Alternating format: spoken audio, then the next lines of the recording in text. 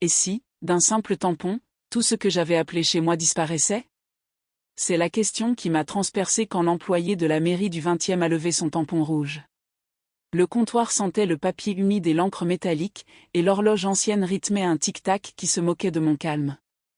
Je tenais une chemise cartonnée beige avec mes quittances de loyer, une photo délavée de 1972 et la clé froide dans la poche de mon manteau. La file derrière moi respirait l'impatience, les pas résonnaient sur le sol ciré comme une pluie fine. Dehors, la rue des Pyrénées grouillait, mais à l'intérieur, l'air semblait figé depuis l'hiver.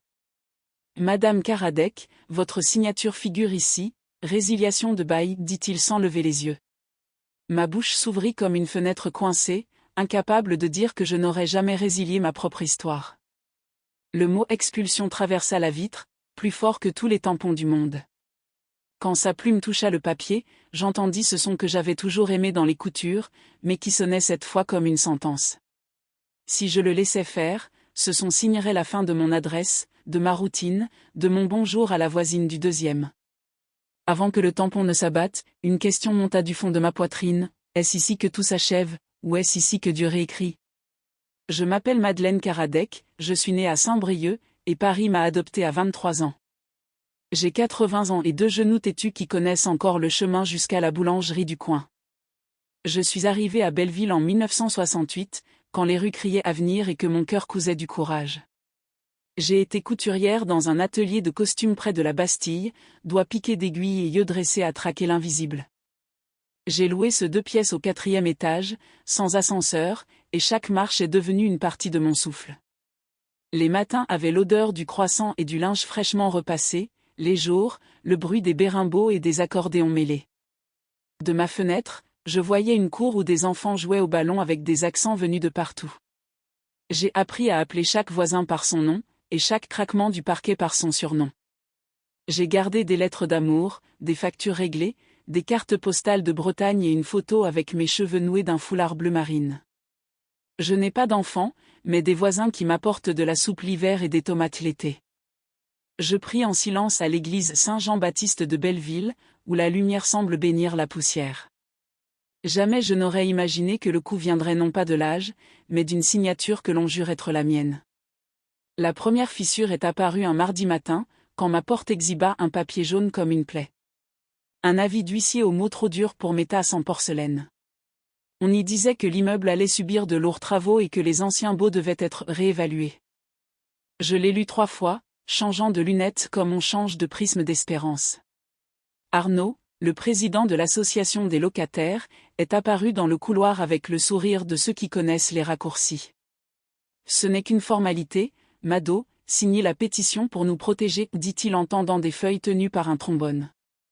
Il y avait des lignes, des cachets, des termes que j'avais toujours respectés, car les papiers, contrairement aux gens, tiennent souvent parole.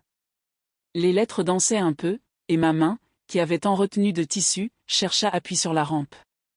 J'ai signé où il montrait, faisant confiance au mot association, qui m'avait toujours sonné comme famille.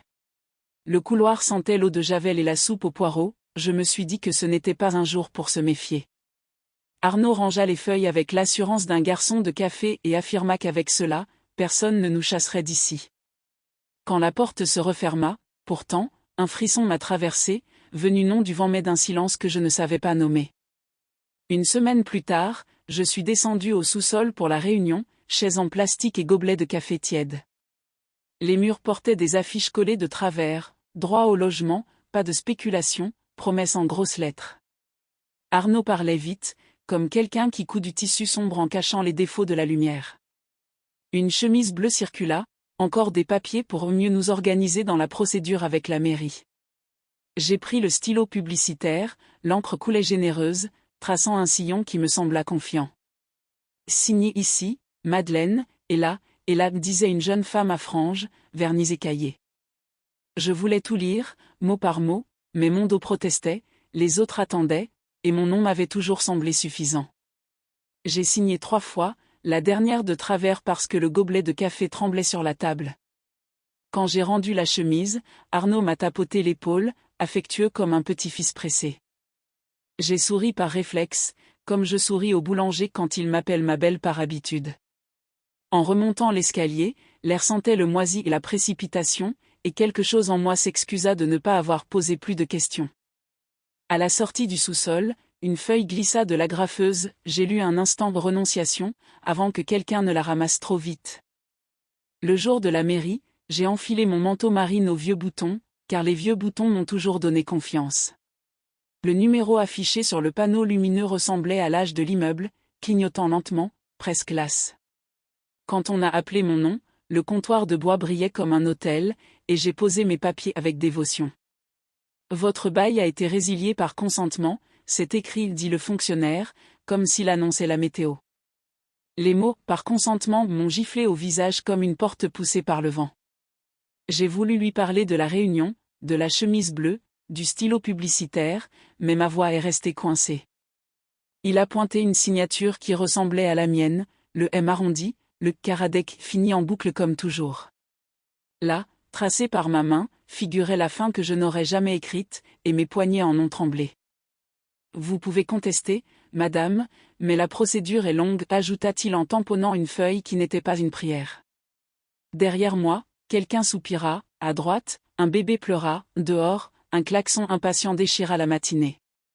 J'ai senti l'odeur de l'encre et le goût de la rouille, comme si je mordais une vieille épingle oubliée dans une poche.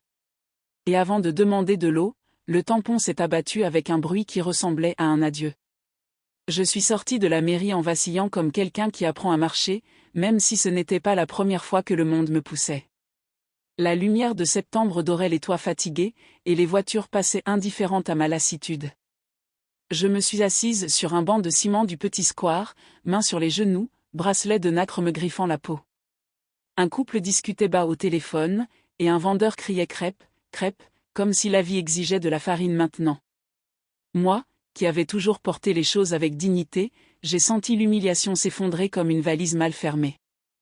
J'ai repensé aux escaliers sans ascenseur, à chaque sac de course, à chaque nœud serré pour rester. J'ai fermé les yeux et parlé à Dieu sans détour, comme je parle au boulanger, à voix basse, directe, demandant du pain et un chemin. Seigneur, ne me laissez pas finir avec un papier, ai-je murmuré, et le vent a semblé feuilleter mes rides. J'ai rouvert les yeux et n'ai vu que des pigeons et des enfants, aucun miracle, aucune lumière dramatique. Quand je me suis levé pour repartir, un homme m'a tendu des prospectus de cours de yoga pour seniors et j'ai accepté par honte. La honte, pourtant, s'est muée en colère en réalisant que je ne savais plus à qui faire confiance. Et dans cette colère muette, quelque chose s'est mis à bouger en moi, comme une couture ancienne qui cède exprès. Je suis rentré chez moi par la rue de Belleville, lentement, comme si chaque pavé voulait me rappeler ma fragilité. La poissonnerie exhalait encore l'odeur salée qui m'avait accompagnée pendant des décennies. C'est là, devant les étals, que Lucien m'avait demandé en mariage il y a 49 ans. Il est parti il y a 12 hivers, avec la délicatesse de ceux qui s'excusent en s'en allant. Depuis, j'ai appris à dresser la table pour 1,5, et à parler aux photos plutôt qu'au visage. Au parc des Buttes-Chaumont, nous avions dansé sur un accordéon désaccordé, promettant de ne jamais laisser Paris nous chasser. Je riais de cette promesse, qui pourrait chasser ceux qui font partie des murs ? Pourtant, dans mon couloir, une fissure nouvelle serpentait, fine comme un cheveu, et elle ressemblait à un avertissement. Chaque craquement du parquet me rappelait mon âge et mes amours, mais cette fois, il sonnait comme un compte à rebours. J'ai ouvert la fenêtre, et l'odeur de linge humide mêlée au café brûlé du voisin m'a ramené à une réalité plus dure. Je versai de l'eau dans la bouilloire, et le sifflement strident me parut celui d'une sirène. Alors je murmurai dans le vide, « Lucien, me pardonnerais-tu d'avoir signé ?» Et le silence répondit par le claquement d'une armoire. Le lendemain, je suis allé frapper à la porte d'Arnaud, le couloir sentait l'ail et la radio à plein volume. Il ouvrit, sourire apprivoisé, barbe mal rasée, t-shirt proclamant nous restons. Arnaud, on dit que j'ai signé ma propre sortie, dis-je d'une voix plus ferme que prévu. Il fronça les sourcils comme si je parlais de météo, puis montra une pile de dossiers posés sur sa table. Ce doit être un malentendu, Mado, tout ce que nous avons fait, c'était pour le collectif, répondit-il en offrant du thé. Je refusai, car certaines gentillesses brûlent, et je m'assis sans y être invité, comme le font les urgences. Où étaient les mots « renonciation » et « consentement » insistai-je, mes doigts tapotant l'accoudoir de sa chaise. Il soupira, pianota sur son téléphone et dit d'une voix trop calme, « Le propriétaire a fait une offre irrésistible. » Le mot irrésistible emplit la pièce comme une fumée bon marché, et je compris que ce n'était pas de la maladresse, mais du calcul. Il ne me regardait plus comme une voisine, mais comme un problème logistique à régler avec un camion de déménagement. Je me levai, cœur battant à l'envers, décidé à ne pas pleurer dans cette véranda usurpée. La porte se referma avec un déclic bref, et ce son contenait toute la trahison que je n'avais pas su deviner. Le jour suivant, je me rendis chez un notaire de la rue des Pyrénées, où les meubles sentaient la cire et le passé. Une secrétaire aux lunettes fines prit ma carte d'identité et sourit avec ses lèvres, non avec ses yeux. Le notaire, cravate couleur bordeaux, me montra un dossier aux copies parfaites, tampons nets, procédures impeccables. Ma signature y figurait 3 fois, comme une chanson que je ne me souvenais pas d'avoir chantée. Vous avez signé une renonciation au droit de maintien dans les lieux, expliqua-t-il, didactique comme à un élève distrait. Je demandai les copies, qu'il me remit avec condescendance, comme on offre un souvenir à une vieille cliente. Il existe des associations qui accompagnent, peut-être un logement temporaire, suggéra-t-il, avec une pitié polie. Mais la pitié ne paie pas le loyer, pensai-je, et je me contentai de le remercier, éduqué à ne jamais mordre une main tendue. En sortant, je m'arrêtai devant une vitrine de cadre, où mon reflet se superposait à des mariages qui n'étaient pas les miens. Je remis du rouge à lèvres couleur framboise, celui dont Lucien disait qu'il avait le goût de l'été, et je redressai mon foulard. La rue empestait la friture et l'essence, Paris restait belle, malgré moi. Et moi, minuscule devant la ville que j'avais bâtie dans mon appartement, je sentis la bête de la peur se réveiller. Avait été remplacée par une porte métallique qui reflétait mon visage dans un gris froid. L'ascenseur restait fidèle à son absence, et chaque marche pesait comme des sacs de farine détrempés. Sur ma porte, un numéro griffonné au stylo indiquait « Inventaire », comme si mes couverts étaient un délit. J'ouvris la serrure avec des mains moites, écoutant le souffle précipité de l'immeuble tout entier.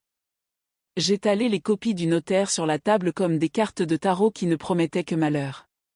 Le téléphone fixe sonna 1 fois, 2 fois, 3, puis s'arrêta, comme quelqu'un qui change d'avis.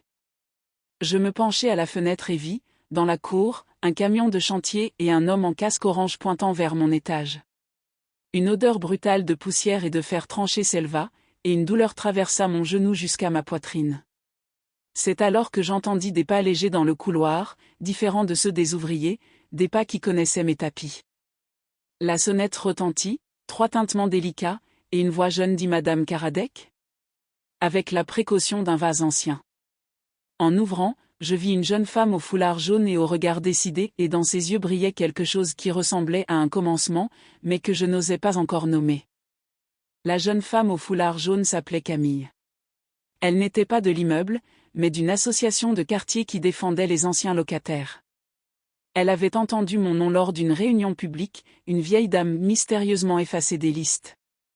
Ses yeux brillaient d'une fermeté tendre, et je sentis immédiatement qu'elle ne venait pas par hasard. Elle s'assit à ma table, observant les copies du notaire comme un médecin scrute une radio inquiétante. Madame Karadec, c'est une fraude, je le vois tout de suite. Ces papiers ne devraient jamais exister. Ces mots résonnèrent en moi comme des cloches de Pâques, inattendues, presque trop joyeuses pour être crues. Je la fixai, incapable de respirer, comme si je craignais que ce souffle d'espoir ne se brise en poussière. On peut se battre, mais il faudra du courage et de la patience, ajouta-t-elle, en caressant le coin jauni de ma table. Pour la première fois depuis des semaines, je sentis que je n'étais plus seule dans cette guerre silencieuse. Mais une question lourde s'accrochait encore à mes lèvres, et si tout cela n'était qu'un mirage destiné à retarder l'inévitable ? Camille, devinant mon doute, serra doucement ma main parcheminée. Dieu ne vous a pas abandonné, Madeleine. Pas aujourd'hui. Les jours suivants, je la vis revenir avec un dossier sous le bras et des yeux cernés de fatigue.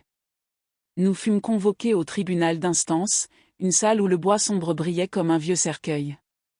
Le propriétaire, costume clair et sourire mécanique, affirma que j'avais volontairement libéré les lieux. Arnaud était là aussi, cravate mal ajustée, jouant l'indigné solidaire, mais son regard fuyait le mien. Le juge, un homme aux lunettes épaisses, feuilletait les documents avec une lenteur qui me faisait trembler. Camille prit la parole, sa voix claire découpant le silence comme une lame de lumière. Elle montra les incohérences, dates impossibles, signatures trop parfaites, incohérences juridiques grossières. Je l'écoutais, bouche entr'ouverte, comme si elle lisait un texte que j'avais écrit sans le savoir. Arnaud se mit à transpirer, le propriétaire triturait sa montre, et je sentis que l'équilibre changeait. Le juge leva enfin les yeux vers moi et demanda « Madame Karadec, reconnaissez-vous ces signatures ?» Je les regardai longuement et répondis, d'une voix tremblante mais ferme « C'est mon écriture, mais ce n'est pas ma main. » Un murmure parcourut la salle, et dans ce souffle, je crus entendre Lucien lui-même m'applaudir en silence. Les jours suivants furent un défilé de paperasses, de convocations, de témoignages de voisins solidaires. Madame Lopez, du 2e, affirma m'avoir vu signer seulement la pétition, jamais d'autres documents. Monsieur Karim, du 5e, témoigna qu'Arnaud lui avait proposé de céder sa place contre une somme. Petit à petit, les pièces s'emboîtaient, dessinant une trahison à ciel ouvert. Je me sentais fatigué, mais galvanisé, comme une vieille horloge dont on remonte enfin le mécanisme. Camille ne cessait de répéter, « Ils ont cru que votre âge vous rendrait vulnérable. Mais votre mémoire est une arme. » Je fermais les yeux, et chaque détail revenait, l'odeur d'eau de Javel dans le couloir, la main d'Arnaud sur mon épaule. Tout cela, que j'avais cru insignifiant, devenait preuve, vérité, justice en marche. Un soir, en rangeant mes vieux albums, je tombai sur un carnet de couture où j'avais noté la date exacte de la réunion. Ce petit carnet taché de café devint la clé, montrant que les signatures déposées dataient d'un autre jour. Le lendemain, Camille entra dans la salle d'audience avec le carnet levé comme un drapeau. Et ce jour-là, pour la première fois, j'ai vu la peur dans les yeux de ceux qui m'avaient trahi. Le verdict tomba un matin pluvieux. Le juge, solennel, déclara le contrat nul et ordonna l'annulation immédiate de la résiliation. Mon bail fut rétabli, mes droits confirmés, et le propriétaire sommé de cesser toute pression. Arnaud, lui, fut convoqué pour fraude et détournement, son nom éclaboussé dans les journaux locaux. Je ne jubilai pas, mais une paix profonde me traversa, comme une pluie tiède après un orage.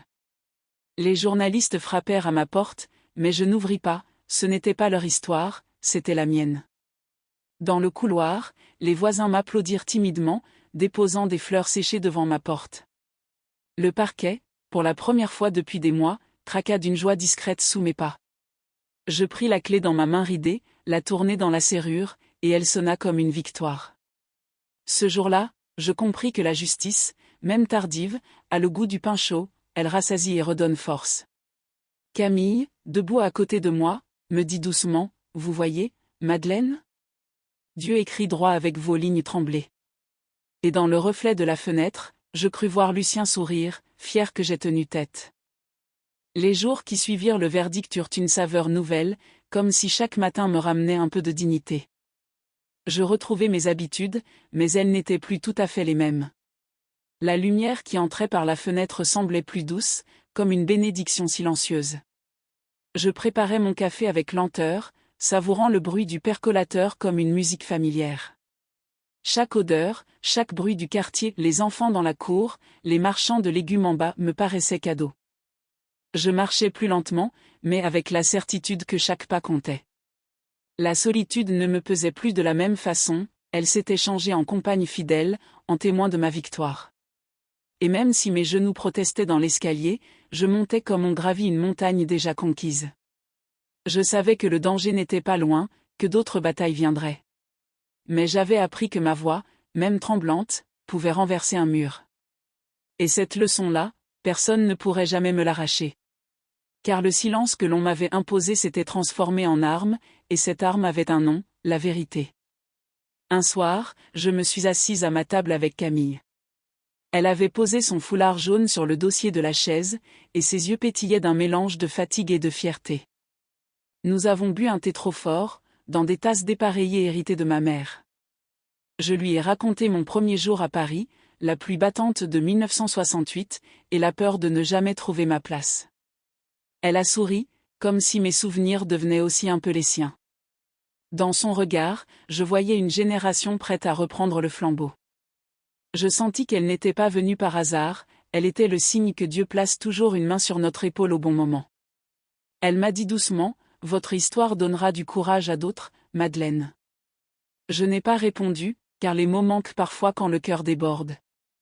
Mais j'ai su, au fond de moi, que mon épreuve n'était pas seulement la mienne. Elle devenait un témoignage, une preuve vivante que même à 80 ans, on peut encore commencer. Et ce commencement-là avait le goût du thé, de la poussière du vieux parquet, et du sourire d'une amie nouvelle. Les voisins, sont venus me saluer. Madame Lopez m'apporta un gâteau, trop sucré mais plein de tendresse. Monsieur Karim me fit livrer un bouquet de roses rouges, en signe de respect. Même les enfants du 3e me laissèrent un dessin de ma fenêtre avec un grand soleil. Je les ai accrochés sur mon frigo, comme des trophées plus précieux que de l'or. Chaque geste était une victoire partagée, une façon de dire que je n'avais pas seulement sauvé mon toit, mais aussi leur confiance. Paris, avec ses contradictions et ses bruits incessants, me paraissait soudain plus tendre. Ses façades grises avaient des reflets dorés, comme si elles savaient ce que j'avais traversé. Je marchais dans les rues avec la tête plus haute, non par orgueil, mais par gratitude. Car j'avais compris que l'injustice n'écrase pas toujours, parfois, elle forge. Et qu'au cœur même de la tempête, une main invisible travaille pour nous relever. Cette main, je la sentais chaque jour, discrète mais réelle, dans le simple fait d'exister encore ici. Je retournai à l'église Saint-Jean-Baptiste de Belleville un dimanche matin. Les vitraux projetaient des éclats de couleurs sur le sol, et la poussière dansait comme des petites prières en suspens. Je me suis assise au 3e banc, celui où j'allais avec Lucien quand il chantait faux pendant les messes. J'ai fermé les yeux, respiré profondément, et laissé mes larmes tomber sans honte. Ce n'étaient pas des larmes de douleur, mais des larmes de délivrance. Je remerciais Dieu, non pas pour m'avoir épargné de l'épreuve, mais pour m'y avoir soutenu. Dans le silence de l'église, j'ai senti ma faiblesse devenir force, mes cicatrices devenir lumière. Et j'ai su que même si la vieillesse me pliait, elle ne me briserait pas. Car l'âme qui choisit la vérité demeure droite, peu importe le poids des années. Quand l'orgue retentit, chaque note me sembla écrire à nouveau ma vie. Je n'étais plus seulement une vieille femme menacée d'expulsion. J'étais Madeleine Karadec, témoin que Dieu écrit toujours de nouveaux commencements. En rentrant ce jour-là, j'ai ouvert ma fenêtre et laissé entrer l'air frais.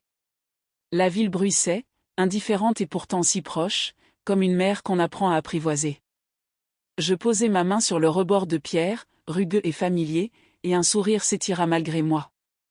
J'ai compris que je n'étais pas resté uniquement pour mes murs, mes meubles ou mes souvenirs. Je restais pour prouver qu'à 80 ans, la dignité ne se négocie pas. Je restais parce que l'amour de Lucien vivait encore entre ses briques. Je restais parce que Camille m'avait montré que les générations se tiennent la main, invisiblement. Et je restais surtout parce que Dieu m'avait soufflé, ce n'est pas la fin, Madeleine. C'est ton nouveau commencement. Ces mots, je les ai gardés dans mon cœur, comme un refrain secret. Et chaque matin depuis, quand j'ouvre mes volets, je répète pour moi-même. Quand je croyais que tout était fini, Dieu m'a montré que l'histoire ne faisait que commencer. Et cette phrase, désormais, est mon plus bel héritage.